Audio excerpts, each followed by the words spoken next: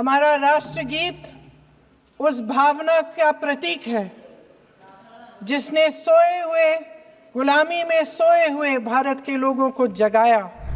जब हम वंदे मातरम का नाम लेते हैं तो हमें उस पूरे इतिहास की याद आती है जो स्वतंत्रता संग्राम का इतिहास था।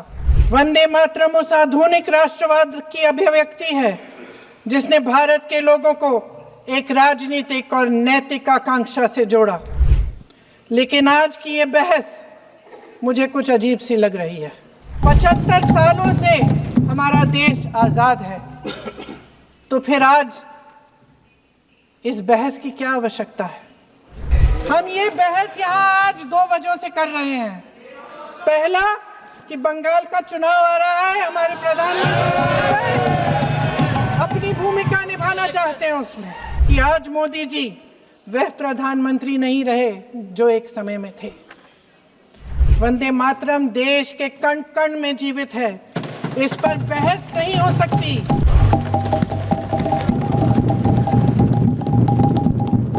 अध्यक्ष महोदय जी, आपने आज मुझे इस चर्चा में भाग लेने का मौका दिया, इसके लिए मैं आपको धन्यवाद देती हूं।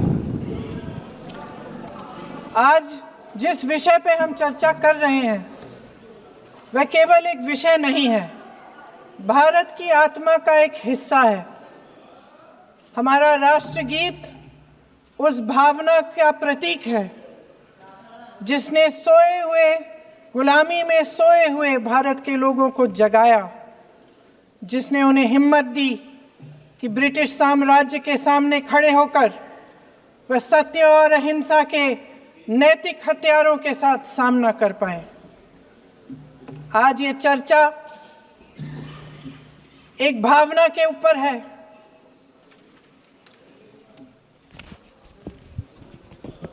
और जब हम वंदे मातरम का नाम लेते हैं तो वही भावना हमारे दिल में उजागर होती है।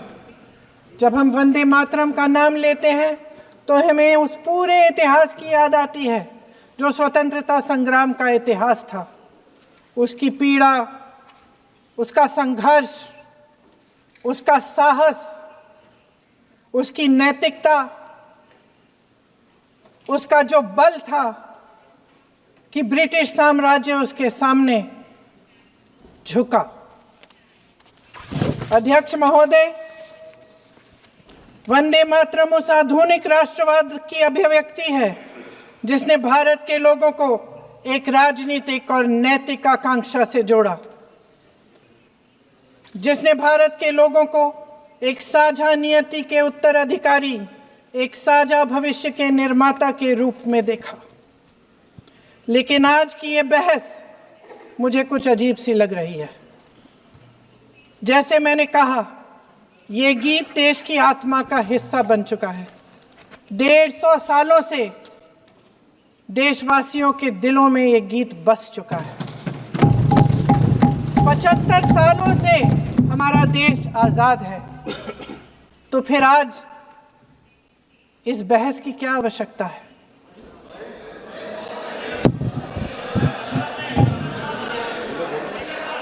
हमारा यहाँ मकसद क्या है? जनता से हमें दिया गया दायित्व, जनता का विश्वास, उनके प्रति हमारी जिम्मेदारी, हम किस तरह से इसका इस्तेमाल कर रहे हैं, हमें ये सोचना चाहिए।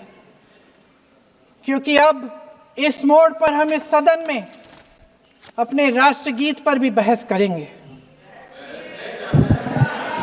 आपने बहस मांगी है, आपने बहस मांगी है।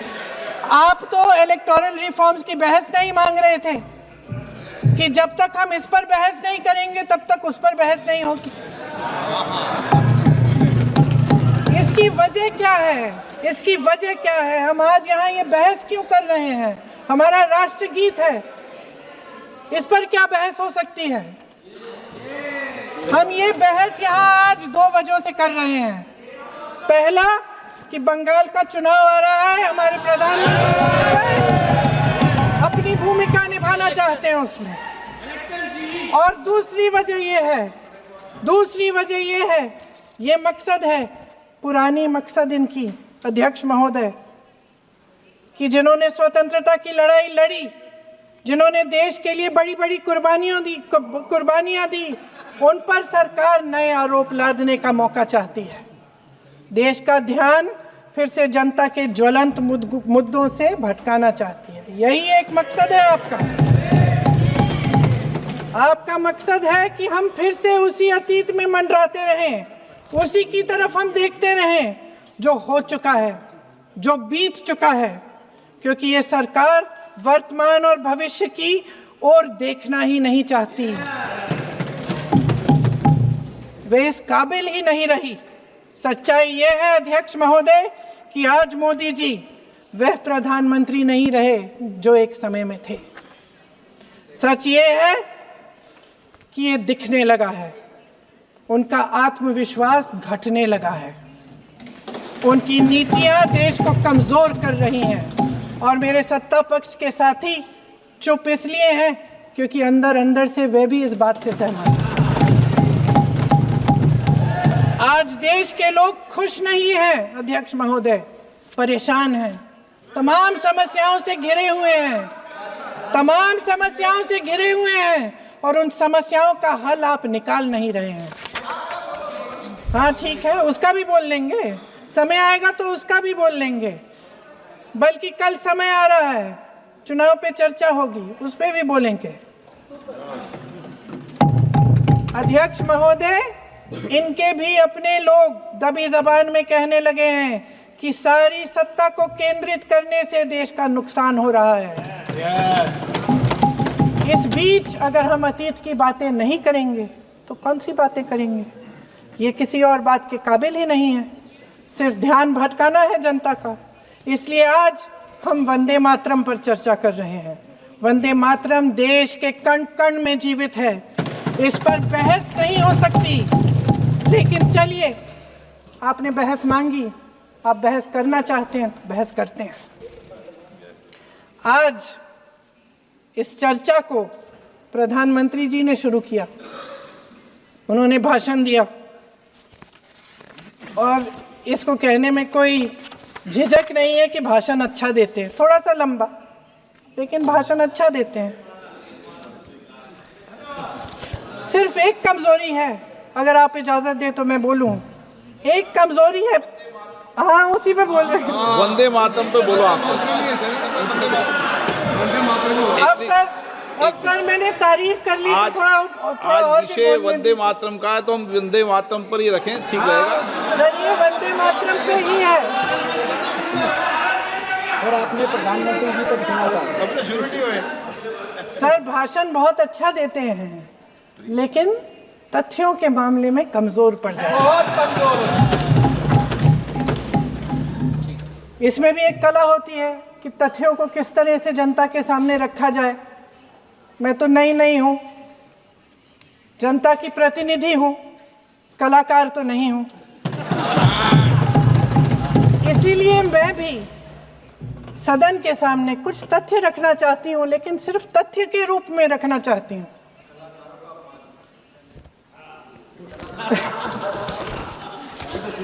मैं उदाहरण दूं, उदाहरण दे देती हूँ। सर मांग रहे हैं सर वंदे मातरम के बारे में, वंदे मातरम की जो सालगिरह पे आपने एक बड़ा कार्यक्रम आयोजित किया था, उसमें प्रधानमंत्री जी ने भाषण दिया। उसमें उन्होंने कहा कि 1896 में पहली बार गुरुदेव रविंद्रनाथ टैगोर ने ये गीत एक अधिवेशन में गाया। उन्होंने ये नहीं बताया कि कौन सा अधिवेशन था, हिंदू महासभा का अधिवेशन था, आरएसएस का अधिवेशन था, किस बात से कतरा रहे थे कि ये कांग्रेस का अधिवेशन था। और उदाहरण दूं कि मैं अपना भाषण जारी रखूं, दे रही हूं। जो वंदे मातरम की जो क्रोनोलॉजी है वो भी आप समझिए, जो असली क्रोनोलॉजी है। 1875 में महाकवि बंकिम चंद्र चट्टोपाध्याय ने इस गीत के पहले दो अंतरे लिखे, जो आज हमारे राष्ट्रगीत घोषित हुए हैं, मतलब जो घोषित हुए थे और जिसको हम आज अपना राष्ट्रगीत कहलाते हैं। ये पहले दो अंतरे लिखे 1882 में, 7 साल बाद उनका एक उपन्यास प्रकाशित हुआ, आनंद मठ। उस उपन्यास में यही कविता उन्होंने प्रकाशित की, लेकिन इसमें 4 अंतरे जोड़ दिए। 1896 में कांग्रेस के अधिवेशन में गुरुदेव रविंद्रनाथ टैगोर ने पहली बार ये गीत गाया। 1905 में बंगाल के विभाजन के खिलाफ आंदोलन के समय वंदे मातरम जनता की एकता की गुहार बनकर गली गली से उठा। गुरुदेव रविंद्रनाथ टैगोर जैसे महान स्वतंत्रता सेनानी इस गीत को खुद गाते हुए बंगाल की सड़कों पर उतरे। विद्यार्थियों से लेकर किसानों तक, व्यापारियों से लेकर वकीलों तक, हर कोई ये गीत गाने लगा। इस गीत की शक्ति को समझिए। ब्रिटिश साम्राज्य इसको सुनकर कांपता था और हमारे देशवासी इसको सुनकर वह मन बनाते थे, वह हिम्मत बनाते थे कि इस भयंकर साम्राज्य के खिलाफ सत्य और अहिंसा के नैतिक हथियारों को लेकर शहीद होने की तैयारी करते थे। ये गीत मातृभूमि के लिए मर मिटने की भावना को जगाता है। इस गीत की शक्ति ये है, इस गीत का हमारे देश से जुड़ाव ये है। लेकिन 1930 के दशक में हमारे देश में जब सांप्रदायिक राजनीति उभरी, तब ये गीत विवादित होने लगा। 1937 में, अब ये मैं दूसरा उदाहरण देने वाली हूँ क्योंकि प्रधानमंत्री जी ने अपने भाषण में इसका उल्लेख किया और गलत किया, इसीलिए मैं इसके जो सच्चे जो तथ्य हैं वो आपके सामने रख रही हूँ। 1937 में नेताजी सुभाष चंद्र बोस कांग्रेस का अधिवेशन कलकत्ता में होने जा रहा था, उसका आयोजन कर रहे थे। तो जो मोदी जी ने पत्र सुनाया सदन में 20 अक्टूबर का और कहा कि जवाहरलाल नेहरू जी ने नेताजी को ये चिट्ठी लिखी और ये कहा कि इस पर चर्चा होनी चाहिए, उससे पहले 3 दिन पहले नेताजी सुभाष चंद्र बोस ने पंडित जवाहरलाल नेहरू को एक चिट्ठी लिखी थी जिसका जिक्र आपके प्रधानमंत्री ने नहीं किया।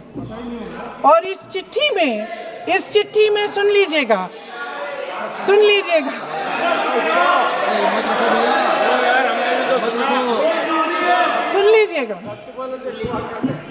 आप नेताजी के लफ्ज नहीं सुनना चाहते? बंगाल का चुनाव आ रहा है।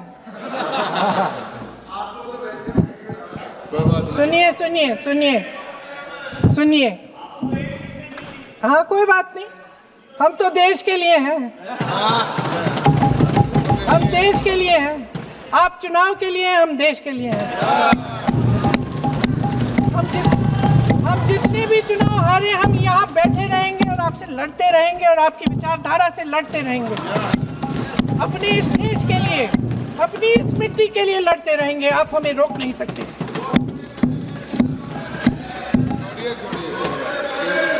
सुन लीजिए सुभाष चंद्र बोस जी ने क्या कहा, सुन लीजिए। My dear Jawahar, reference Vande Mataram, we shall have a talk in Calcutta and also discuss the question in the working committee if you bring it up there. I have written to Dr. Tagore to discuss this matter with you when you visit Santi Niketan. Please do not forget to have a talk with him when you visit Santi Niketan. ये 17 अक्टूबर को लिखी जाती है। 10 अक्टूबर को नेहरू जी इसका जवाब देते हैं और और 20 अक्टूबर को, हाँ ठीक है, 20 अक्टूबर को नेहरू जी इसका जवाब देते हैं। इस जवाब की एक पंक्ति प्रधानमंत्री जी ने सुनाई, बाकी पंक्तियां क्यों नहीं सुनाई? क्योंकि उनमें नेहरू जी क्या कह रहे हैं? There is no doubt that the present outcry against Vande Mataram is to a large extent a manufactured one by the communalists. whatever we do, we cannot pander to communalist feelings, but to meet real grievances where they exist. I have decided now to reach Calcutta on the 25th morning. This will give me time to see Dr. Tagore as well as other friends. समझ रहे हैं आप? प्रधान चुप है तो समझ ही गए होंगे। फिर क्या होता है?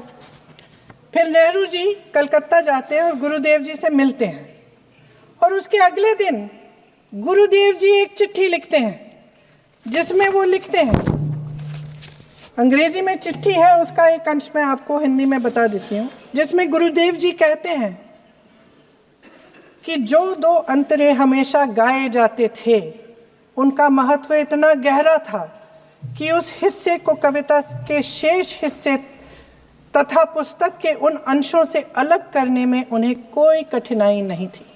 उन्होंने ये कहा कि स्वतंत्रता संग्राम में हमेशा से वही दो अंतरे ही गाए जाते थे और उनको गाते हुए कुर्बानी देने वाले सैकड़ों शहीदों के सम्मान के लिए उन्हें ऐसे ही गाना उचित रहेगा। उन्होंने यह भी कहा कि बाद में जोड़े गए अंतरों का सांप्रदायिक मायना निकाला जा सकता है और उस समय के माहौल में उनका इस्तेमाल अनुचित होगा। इसके बाद 28 अक्टूबर 1937 में कांग्रेस की कार्य समिति ने अपने प्रस्ताव में वंदे मातरम को राष्ट्रगीत घोषित किया। उन्हीं दो अंतरों को कार्य समिति की बैठक में महात्मा गांधी जी, नेताजी सुभाष चंद्र बोस, पंडित नेहरू, आचार्य नरेंद्र देव जी, सरदार पटेल जी, गुरुदेव रविंद्रनाथ टैगोर जी सब मौजूद थे। इस प्रस्ताव के ये सभी महापुरुष इस प्रस्ताव से सहमत थे। आगे क्या होता है ये भी सुना लूं। भारत की आजादी के बाद जब इसी गीत के इन्हीं दो अंतरों को 1950 में डॉक्टर राजेंद्र प्रसाद जी ने संविधान समिति में भारत का राष्ट्रगीत घोषित किया, तब लगभग यही महापुरुष मौजूद थे। इनके साथ साथ B.R. अम्बेडकर जी भी सभा में थे और इनके साथ साथ मेरे सत्ता पक्ष के साथियों के नेता श्री श्यामा प्रसाद मुखर्जी भी मौजूद थे। वही दो अंतरे राष्ट्रगीत घोषित किए, किसी ने कोई आपत्ति जारी नहीं की, कोई आपत्ति नहीं जताई। वैसे इन तथ्यों के साथ जुड़ा एक और तथ्य भी है जो मैं यहाँ पे आपके सामने रखना चाहती हूँ। आज हम अपने राष्ट्रगीत पर बहस कर रहे हैं, लेकिन हमारा राष्ट्रगान भी एक कविता का एक अंश ही है, एक लंबी कविता का एक अंश है। और इन दोनों राष्ट्रगीत और राष्ट्रगान के अंश को चुनने में सबसे बड़ी भूमिका गुरुदेव रविंद्रनाथ टैगोर की थी। वंदे मातरम के इस स्वरूप पर सवाल उठाना, जिसे संविधान सभा ने स्वीकार किया, न सिर्फ उन महापुरुषों का अपमान करना है जिन्होंने अपने महान विवेक से ये निर्णय लिया, मगर एक संविधान विरोधी मंशा को भी उजागर करता है।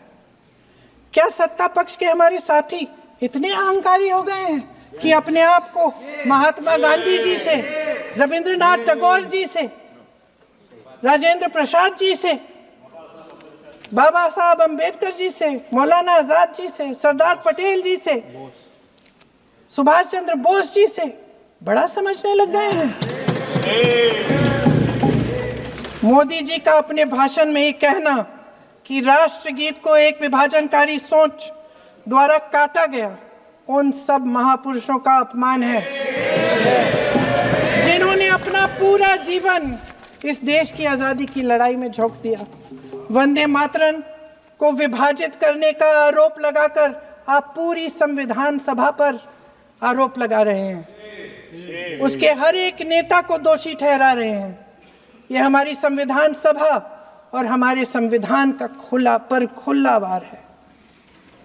और जहां तक जवाहरलाल नेहरू जी की बात है, जितनी देर हमारे प्रधानमंत्री देश के प्रधानमंत्री रहे हैं, 12 साल हो गए हैं। लगभग उतने ही सालों के लिए जवाहरलाल नेहरू जी जेल में रहे। किस लिए? इस देश की आज़ादी के लिए। उसके बाद 17 साल के लिए प्रधानमंत्री रहे। आप बड़ी आलोचना करते हैं इनकी, लेकिन अगर इन्होंने इसरो नहीं बनाया होता तो आज आपका मंगलयान नहीं होता। अगर DRDO नहीं बनाया होता तो तेजस नहीं बनता। अगर IIT और IIM नहीं बनाए होते तो हम आज IT में आगे नहीं होते। अगर एम्स नहीं बनाया होता तो हम कोरोना की जब बड़ी चुनौती का सामना कैसे करते? हाँ, वही बना रहे हैं, नहीं बना पाया कुछ भी। इसका मतलब है इस मुद्दे का जवाब नहीं है आपके पास है? अगर इन्होंने BHEL, गेल, सेल, भाखड़ा नंगल ये सब नहीं बनाया होता जो आप सब बेच रहे हैं, तो ये विकसित भारत कैसे बनता? और मत कहिए बाकी। पंडित जवाहरलाल नेहरू इस देश के लिए जिए। सुन लीजिए, बेच लो यार, और बाकी भी बेच देंगे। पंडित जवाहरलाल नेहरू इस देश के लिए जिए और देश की सेवा करते करते उन्होंने दम तोड़ा। फिर भी सुन लीजिए, मेरी एक सलाह ले लीजिए। सर, मैं आपके माध्यम से सलाह दे रहे हैं, हम छोड़ना नहीं। सर, मैं आपके माध्यम से एक सलाह दे देती हूँ। हमारे प्रधानमंत्री महोदय 12 सालों से इस सदन में हैं, मैं मात्र 12 महीनों से हूँ। फिर भी छोटी सी सलाह है। उन्होंने अभी हाल ही में चुनाव था, कुछ महीनों पहले उन्होंने एक सूची निकाली थी कि विपक्षी दलों ने और विपक्ष के नेताओं ने कितने अपमान किए हैं इनके, और उसमें शायद 90-99 ऐसे उन्होंने अपमानों की सूची बनाई थी। तो मैं उनको एक छोटी सलाह देना चाहती हूँ कि नेहरू जी से जितनी भी शिकायतें हैं, जितनी भी गलतियाँ उन्होंने की आपके जहन में, जितनी भी गालियाँ देनी है, जितना भी अपमान करना है, उसकी भी एक सूची बना दीजिए। नहीं, बात खत्म नहीं है। 999 अपमान, 9,999 अपमान, सूची बना दीजिए और फिर हम एक समय निर्धारित करते हैं। जैसे हमने 10 घंटे आज वंदे मातरम पर हमने बहस किया है ना, उस तरह से हम अध्यक्ष महोदय जी से पूछेंगे, एक समय निर्धारित करेंगे, 10 घंटे, 20 घंटे, 40 घंटे, जितने घंटों में आपकी ये शिकायत पूरी हो जाए, माननीय सदस्य आप शांत हो जाए और हम बहस कर लेंगे। लेकिन इस सदन का कीमती समय, जिसके लिए हमें यहाँ पे जनता ने भेजा है, जैसे हमें जनता की समस्याओं को हल करने के लिए चर्चा करनी चाहिए, इस्तेमाल करना चाहिए, उसको इसी के लिए इस्तेमाल करिए। उसके बाद जैसे अंग्रेजी में कहते हैं ना, जैसे अंग्रेजी में कहते हैं कि once and for all let's close the chapter,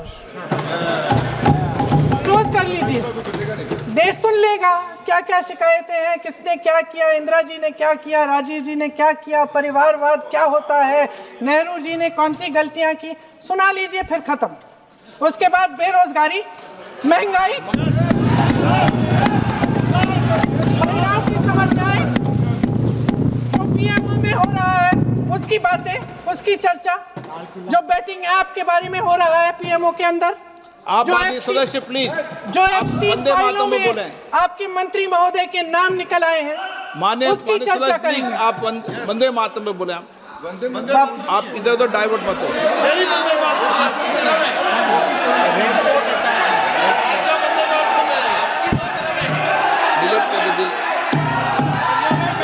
क्या हो गया? आप 1 मिनट, हाँ कर दो। क्या हो गया? अंत में चिड़ी गए।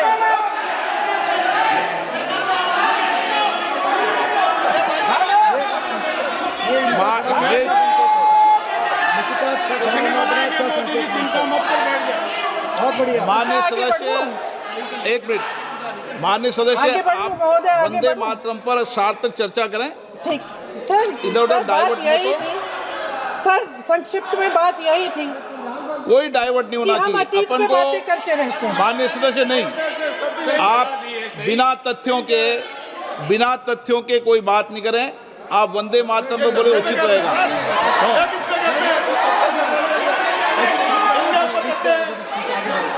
मैंने प्लीज।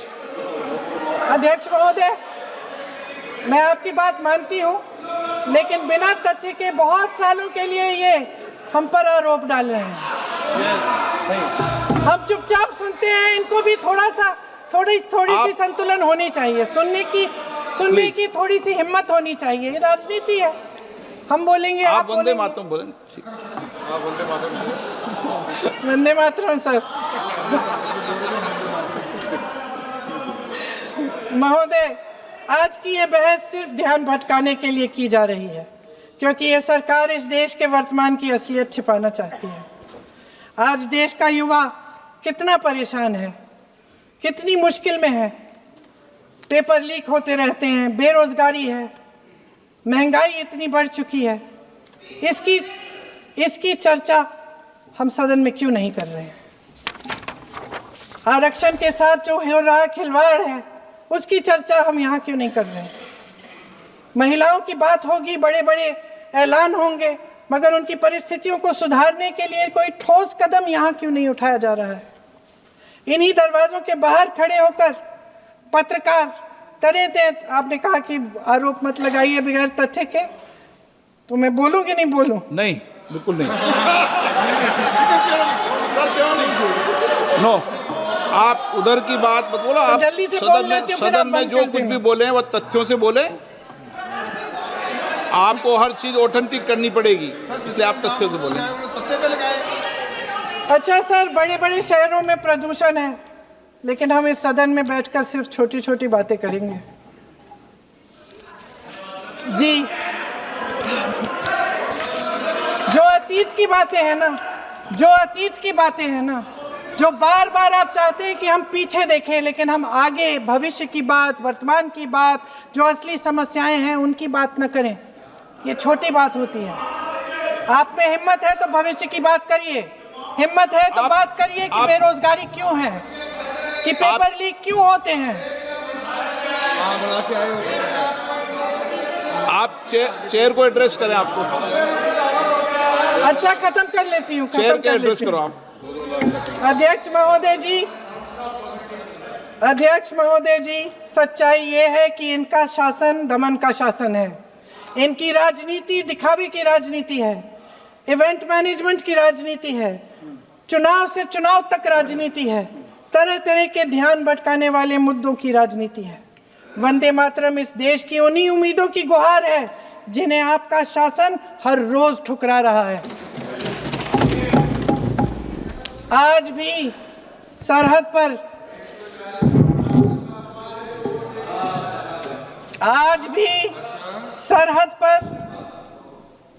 पर जवान जब दुश्मन का सामना करता है तो उसकी छाती में वंदे मातरम गूंजता है। आज भी जब हमारा खिलाड़ी अंतर्राष्ट्रीय खेलों में जाता है तो उसके दिल की धड़कन में वंदे मातरम होता है। आज भी इस देश के करोड़ों देशवासी जब अपने राष्ट्र ध्वज को फहराते हुए देखते हैं तो उनकी जबान पर वंदे मातरम, वंदे मातरम, वंदे मातरम आता है। कांग्रेस के हर एक अधिवेशन में 1905 से लेकर आज तक सामूहिक तौर पर वंदे मातरम गाया जाता है। आपके अधिवेशनों में गाया जाता है कि नहीं, ये बताइए। अपने देश की आत्मा के इस महामंत्र को विवादित करके आप एक बहुत बड़ा पाप कर रहे हैं। इस पाप में कांग्रेस पार्टी शामिल नहीं होगी।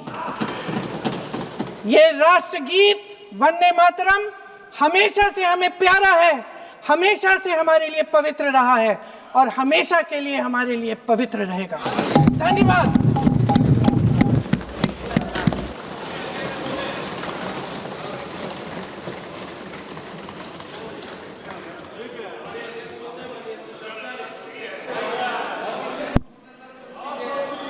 माननीय अध्यक्ष महोदय, माननीय सदस्य ने अपना वक्तव्य देते हुए अभी ये कहा कि वंदे मातरम जब महान कवि बंकिम दास चटर्जी ने लिखा, चटर्जी जी ने लिखा था,